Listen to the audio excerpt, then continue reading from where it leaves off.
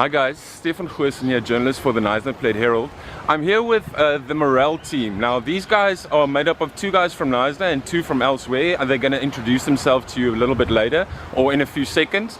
Now what they're going to do is on the 1st of March they're going down to New Zealand, or before that, but the race is an adventure race called GODZone, which is happening in New Zealand. I think it happens over something like 500 kilometers, takes between 5 and 8 days to complete. The top guys complete in 5.5. The rest obviously 6 or 7 days. But yeah, I'm going to hand you over to the team and then they're going to tell you more about the race. Graham Bird, I'm here from Knysna and I organise events for a living. I'm Hanu Smelly Smith, the main member of the team. This time actually not the main member sitting out, but I'm joining them for good fun. Passing you to Grant. I'm Grant Fredo Ross, and yeah, I just sit behind Hanu and sit in his slipstream when he's smelling it up down the trail. Thanks, bro. Alright, cool. Hi, I'm Stefan Terblanche. Grew up in a beautiful town called Swellendam, not so far from Knysna. Spent all our family holidays here. Great to be back here, and now live in Durban. I've never done any adventure racing before, got roped in by the team captain, Graham Bird, so I'm not quite sure what I'm in for, but I love New Zealand. It'll be great to go back there again. Graham, right, you are the team captain. Can I ask you just to tell our readers a bit more about the race? What is GODZone about?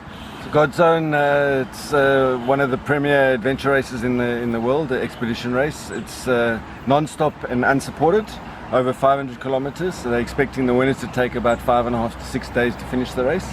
And then the rest of the field, obviously, somewhere between 5.5 and 8 days to finish.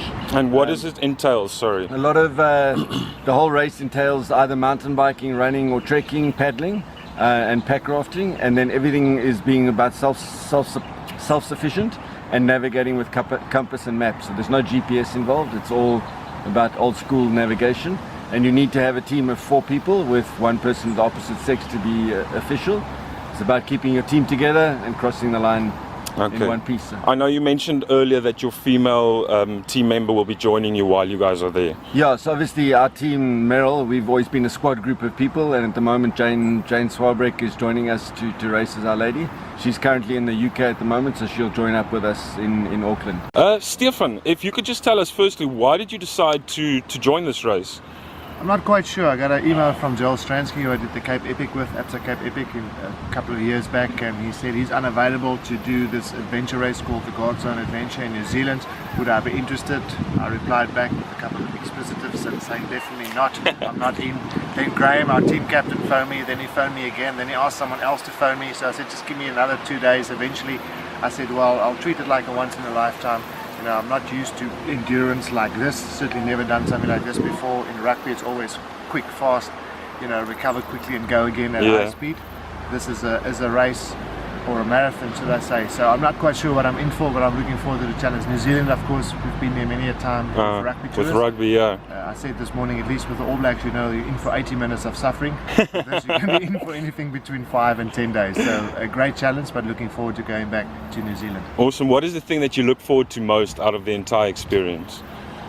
In sport, you put yourself, you often go into this dark place where you're tired, you know, you're not quite sure how you're going to get out of there, but you know, when you get out after a tough training session or a tough game, there's a sense of relief in one way, but also of accomplishment, and to conquer a race like this, if we do it as a team together, I think that will be amazing. And then I've also heard that Richie McCaw is also taking part in the race.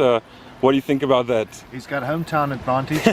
He's from New Zealand, and he's done the race before in 2016. So, but in terms of rugby, you know, certainly one of the best, if not the best rugby player in the world. 149 test matches, and it'll be good to see him. I saw him now in London, and that's before I knew I was taking part in this race. And he mentioned he's training for this tough adventure race. And 2 weeks later, I phoned him and said, "Well, I'm in as well." I'll see you there. Awesome. Thank you, Stefan. Hi, Grant. Maybe you could just tell our readers how you got involved in the race as well, and what preparation has been like.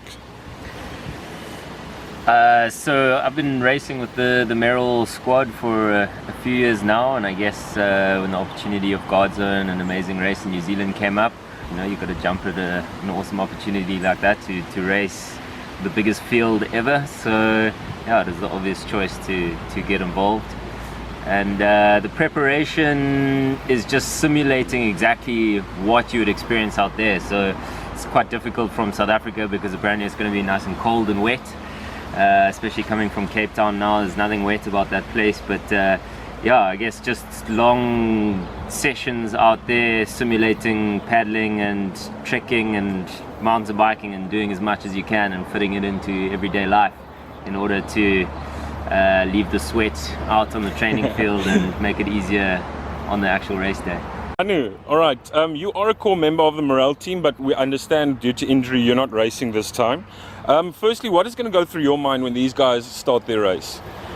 Yeah, Stefan, you know, I've been thinking about this for a long time, and I can see them get ready at on the start line, and the gun's going to go, and they're going to go, and you know, I think I might break up and, you know, start crying or something. I'm actually just not going to watch that whole thing happen, you know. So it'll be hard for me.